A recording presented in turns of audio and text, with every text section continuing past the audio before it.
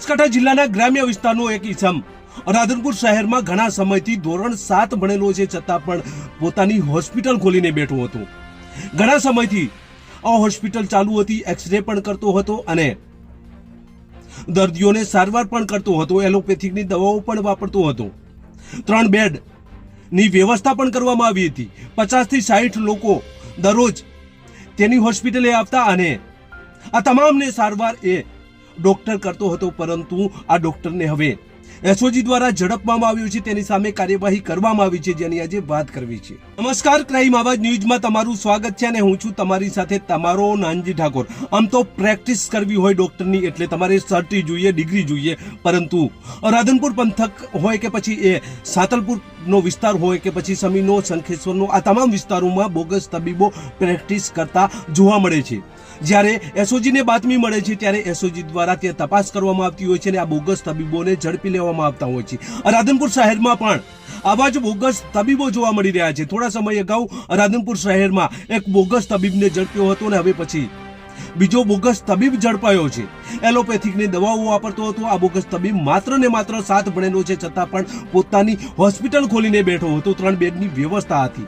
દરરોજ 50 થી 60 દર્દીઓ અહીંયા આવતા હતા। તમામને દર્દી તરીકે એ સારવાર કરતો હતો, એલોપેથિકની દવાઓ આપતો હતો અને એક્સરે મશીનમાં ફોટા પણ પાડતો હતો।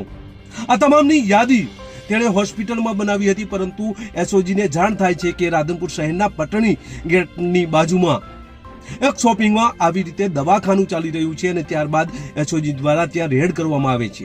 જેને બાતમી મળે છે કે રાધનપુર શહેરમાં પટણી દરવાજા નજીક હાર્ડવેર કમાલપુરવાડા નામે દવાખાનું આ બોગસ તબીબ ચલાવી રહ્યો છે। ત્યારે આ બોગસ તબીબના હોસ્પિટલમાં એસઓજી ત્રાટકે છે અને ત્યારબાદ આ દવાખાનું ચલાવનાર ઈસમ ઇલિયાસ મોહમ્મદ હનીફ હુક્કા સામે કોઈ પણ પ્રકારની મેડિકલ ડિગ્રી કે સર્ટી ન હતું અને તપાસમાં જાણવા મળ્યું કે આ ધોરણ 7 જ ભણેલો છે। આ એલોપેથિકની દવાઓ વાપરતો હતો। 5 માર્ચના રોજ એટલે કે ગઈકાલે ત્યાં રેડ કરવામાં આવી છે અને વિવિધ જે દવાઓ છે તે દવાઓનો જથ્થો પણ ઝડપવામાં આવે છે। જેની રેડ દરમિયાન તપાસ દરમિયાન દવાખાનામાં વિવિધ એલોપેથિકની દવાઓ મળે છે, એક્સરે મશીન મળે છે, મેડિકલના સાધનો મળે છે, દર્દીઓના રજિસ્ટર અને અન્ય સામગ્રી પણ મળી આવે છે। આ તપાસ દરમિયાન પોલીસે 3 બેડની નાની હોસ્પિટલ જેવી વ્યવસ્થા પણ મળી આવી હતી। આરોપી જે છે એ આશરે 30 થી 50 જેટલા દર્દીઓને સારવાર આપતો હોવાની પણ માહિતી ત્યાંથી મળી હતી। પોલીસે દવાઓ, એક્સરે સિસ્ટમ, સાધનો અને અન્ય વસ્તુઓ મળીને કુલ અંદાજે 5,51,136 નો જે મુદ્દામાલ છે એ કબજે કર્યો છે। આ મામલે આરોપી સામે બીએસએનની કલમ 110, 319(2), 125 તેમજ ગુજરાત મેડિકલ પ્રેક્ટિસ એક્ટની કલમ 30 મુજબ ગુનો નોંધ્યો છે અને આગળની તપાસ હાથ ધરી છે। ત્યારે આ બાબતે ડીવાયએસપીએ શું કહ્યું તેમને સાંભળીએ, ત્યારબાદ વધુ ચર્ચા કરીએ।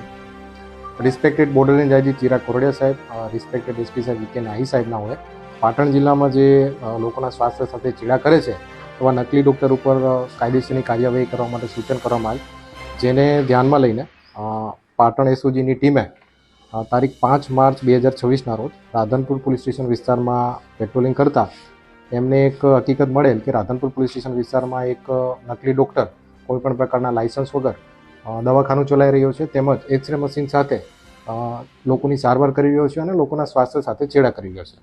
તેને ધ્યાનમાં લેતા પટણી દરવાજાનગર જે કોમ્પ્લેક્સમાં જે દવાખાનું ચલાવતો હતો એ ઈસમ હુક્કા ઇલિયાસ મોહમ્મદ વિરુદ્ધ કાયદેસરની કાર્યવાહી કરવામાં આવી છે અને એસઓજીની ટીમે એ દવાખાનાનું ચેક કરતા ત્યાંથી જે ગેરકાયદેસર એક્સરે મશીન, ગેરકાયદેસર જે એલોપેથિક મેડિસિન રાખવામાં આવેલી હતી એને પણ સીઝ કરી છે।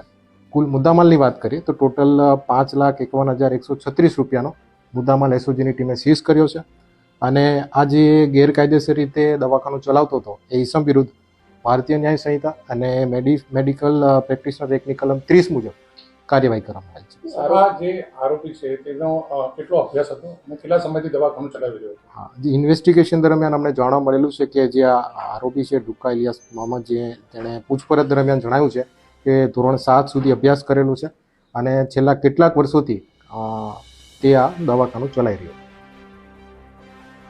શહેરમાં ઘણા વર્ષોથી પોતાની આ હાર્ડવેરની હોસ્પિટલ ચલાવી રહ્યો હતો, માત્ર ને માત્ર 7 ભણેલો છે, છતાં પણ રાધનપુરના લોકોને બેવકૂફ બનાવતો હતો ને લોકોના આરોગ્ય સાથે ચેડા કરતો હતો. આમ તો આરોગ્યની જવાબદારી છે, સ્થાનિક પોલીસની જવાબદારી છે કે આવું કોઈ પણ ગુનાહિત પ્રવૃત્તિ ચાલતી હોય તો તેને અટકાવી, પરંતુ અહીંયા ઘણા વર્ષોથી આ બધું ચાલ્યું આવતું હતું, છતાં પણ કોઈ કાર્યવાહી ન કરી અને છેવટે એસઓજીને બાતમી મળે છે. એસઓજી પાટણથી અહીંયા આવે છે અને આ ઈસમ સામે કાર્યવાહી કરે છે.